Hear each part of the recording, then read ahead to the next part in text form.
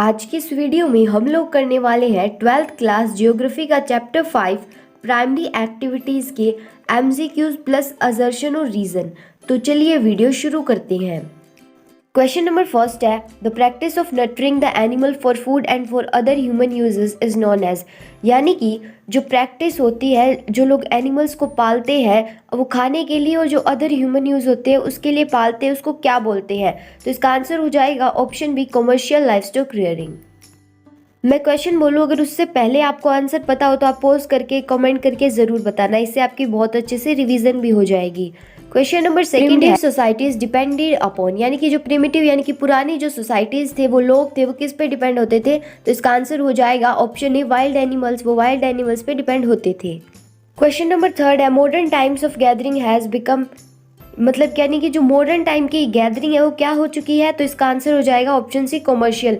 जैसे कि वो बाग्स ऑफ ट्री है, वो कुनीन वगैरह है, वो क्या मॉडर्न तरीके से, कॉमर्शियल तरीके से बिकने लगे हैं।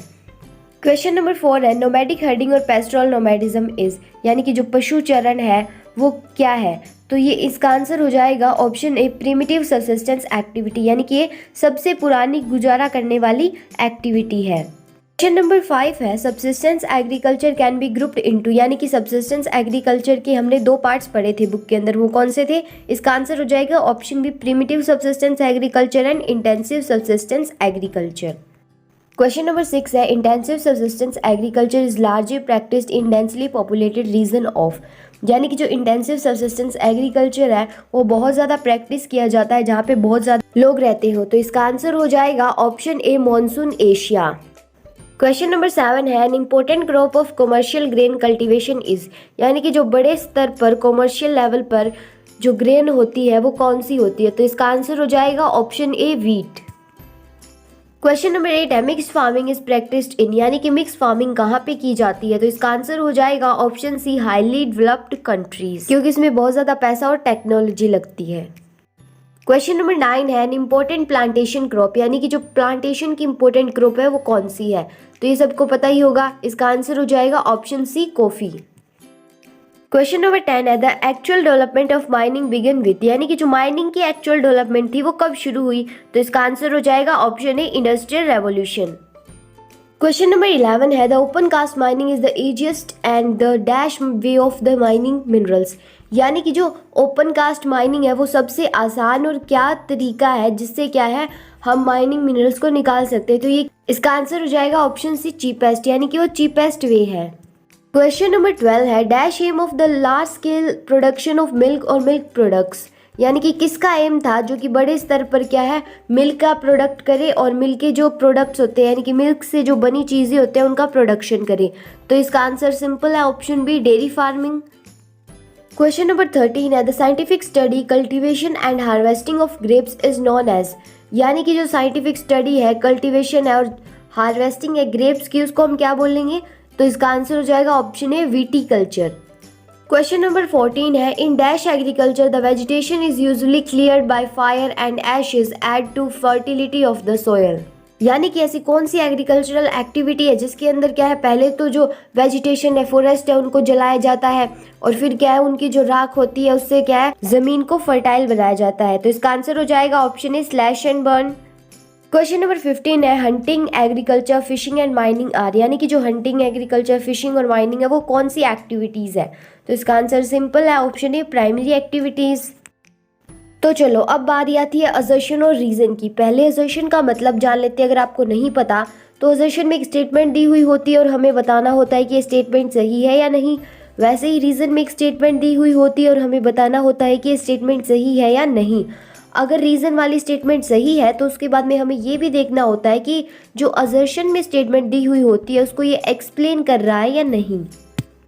असर्शन नंबर फर्स्ट है, people engage in primary activities are called red collar workers, यानी कि जो प्राइमरी एक्टिविटी करते हैं जो लोग उसको क्या हम रेड कॉलर वर्कर्स बोलते हैं।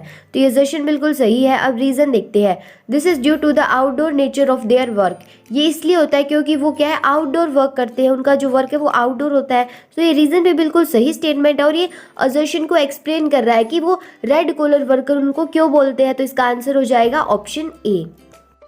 असर्शन नंबर सेकंड है, people in the coastal area still catches fish though fishing has experience modernisation due to technology processes. यानी कि जो समुद्र के किनारे वाले एरियाज है ना, वहाँ पे भी अभी क्या है, फिश कैचिंग होती है, लेकिन अब तो क्या है, ये मॉडर्न हो गई है, यानी कि अब ये कमर्शियल लेवल पे होने लगी है टेक्नोलॉजी की प्रोसेस से।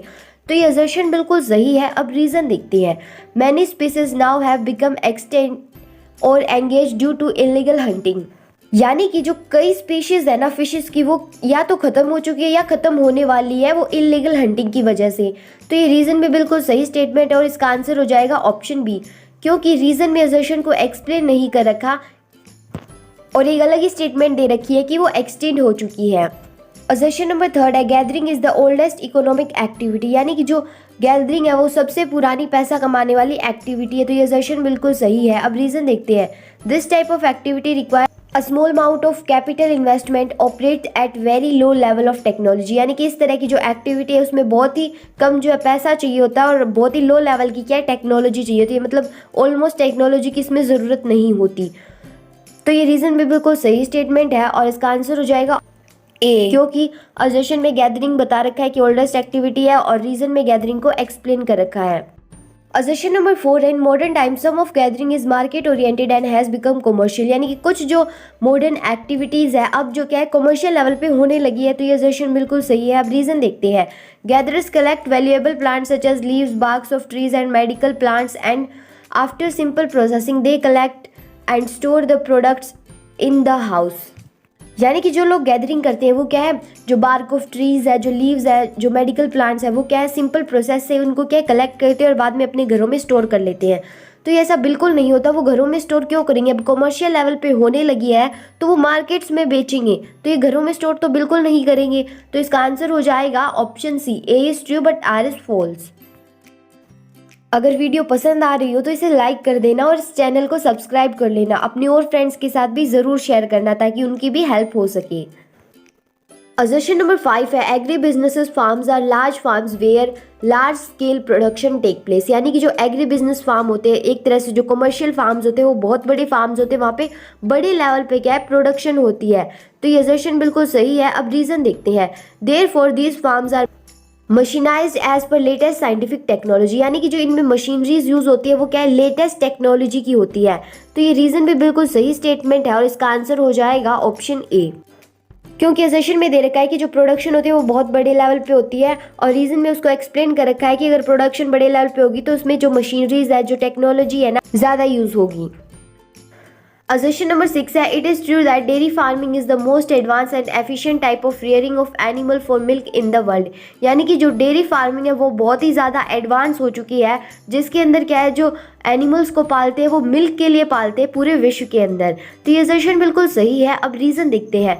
This is because it is highly capital as well as labour intensive.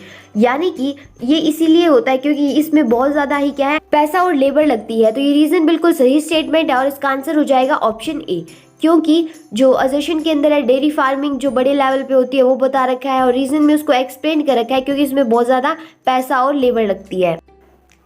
Assertion number 7 है, nomadic herding is also called pastoral nomadism. यानी कि नोमैडिक हर्डिंग को क्या है, पेस्टोरल नोमैडिज्म भी बोलते हैं। ये असर्शन बिल्कुल सही है। अब रीज़न देखते हैं। It is basically a modern intensive activity in which herders depend upon animal for food, clothing, shelter, tools and transport. यानी कि जो नोमैडिक हर्डिंग है वो क्या मॉडर्न इंटेंसिव एक्टिविटी हो चुकी है, जिसके अंदर क्या है, जो हर्डर्स है वो अपने जो एनिमल्स के पे ही डिपेंड होते हैं फूड, क्लोथिंग, शेल्टर और ट्रांसपोर्ट वगैरह के लिए। तो ये रीज़न रॉन्ग हो जाएगा क्योंकि जो नोमैड्स होते हैं ना वो अपने पशुओं को लेकर इधर से उधर घूमते रहते हैं, लेकिन जो मॉडर्न इंटेंसिव एक्टिविटी है उसके अंदर क्या है, वो अपने परमानेंट रेंचेस बना लेंगे पशुओं के लिए। इसलिए इसका आंसर हो जाएगा ऑप्शन सी। असर्शन नंबर 8 है, market gardening and horticulture specialise in cultivation of high value crops such as vegetables, fruits and flowers slowly for the urban markets. यानी कि जो मार्केट गार्डनिंग और हॉर्टिकल्चर है उसमें क्या है, जो वेजिटेबल है, फ्रूट्स है, वो उगाए जाते हैं और फिर क्या है अर्बन मार्केट्स में भेज दिए जाते हैं। तो ये असर्शन बिल्कुल सही है। अब रीज़न देखते हैं। It is both labour and capital intensive and lays emphasis on the use of irrigation, HIV seed, fertiliser, insecticide, green house and artificial heating in colder areas. यानी कि जो इसमें लेबर और कैपिटल बहुत ज़्यादा चाहिए होती है और इसके अंदर क्या है, जोर दिया जाता है इरिगेशन, HIV सीड्स, फर्टिलाइजर्स और इन सब पे। तो ये रीज़न भी बिल्कुल सही स्टेटमेंट है और इसका आंसर हो जाएगा ऑप्शन ए, क्योंकि असर्शन के अंदर तो क्या है हॉर्टिकल्चर और मार्केट गार्डनिंग के बारे में बता रखा है और रीज़न में उसको एक्सप्लेन कर रखा है कि उसमें क्या है लेबर कैपिटल इंटेंसिव होती है और इसमें HIV सीड्स वगैरह यूज़ होती है। Assertion number 9, a group of farmers form a cooperative society by pooling in their resources voluntarily for more efficient and profitable farming। यानी कि कई फार्मर्स मिलके क्या है अपनी इच्छा से एक ग्रुप बनाते हैं और जिससे क्या है कि वो बहुत ज़्यादा प्रॉफिटेबल फार्मिंग कर सके और जिससे मतलब कोऑपरेटिव में क्या होता है उनको ज़रूरत पड़े ना जिस चीज़ की वो क्या है उन ग्रुप में से ले सके। तो ये असर्शन बिल्कुल सही है। अब रीज़न देखते हैं। Cooperative society help farmer to procure all important inputs of farming, sell the product at most favorable terms and help in processing of quality products at cheaper rates। यानी कि जो कोऑपरेटिव सोसाइटी होती है वो farmer को मदद करती है इंपॉर्टेंट इनपुट्स जो होते हैं ट्रैक्टर वगैरह फार्मिंग के लिए वो लेने के लिए और बहुत ही ज़्यादा क्या है फेवरेबल होती है क्योंकि वो क्या है क्वालिटी प्रोडक्ट देती है बहुत ही कम प्राइजेस पे। तो ये रीज़न में बिल्कुल सही स्टेटमेंट है और इसका आंसर हो जाएगा ऑप्शन ए, क्योंकि असर्शन में क्या है कोऑपरेटिव फार्मिंग क्या होती है वो बता रखा है और रीज़न में उसको क्या है एक्सप्लेन कर रखा है। असर्शन नंबर 10 है Mediterranean agriculture is that type of found in the area surrounding in Mediterranean sea. यानी कि मेडिटेरियन एग्रीकल्चर ऐसा एग्रीकल्चर होता है जो मेडिटेरियन सी के आसपास होता है। तो ये असर्शन बिल्कुल सही है। अब रीज़न देखते हैं। These areas have mild wet winters and hot dry summers which is suitable for cultivating grapes, olives and other cash crops which are exported to other countries। यानी कि जो ये एरिया है वहाँ पे क्या है थोड़ी थोड़ी विंटर्स होती है, हॉट ड्राई समर्स भी होती है और सुटेबल होती है ग्रेप्स की कल्टीवेशन के लिए।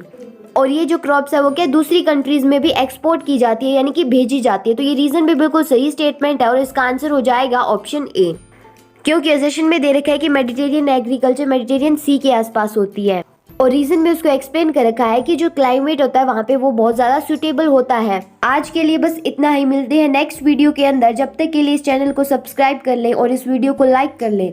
अगर कोई क्वेरी हो तो कमेंट करके ज़रूर पूछ लेना और ये वीडियो कैसी लगी ये भी ज़रूर बताना।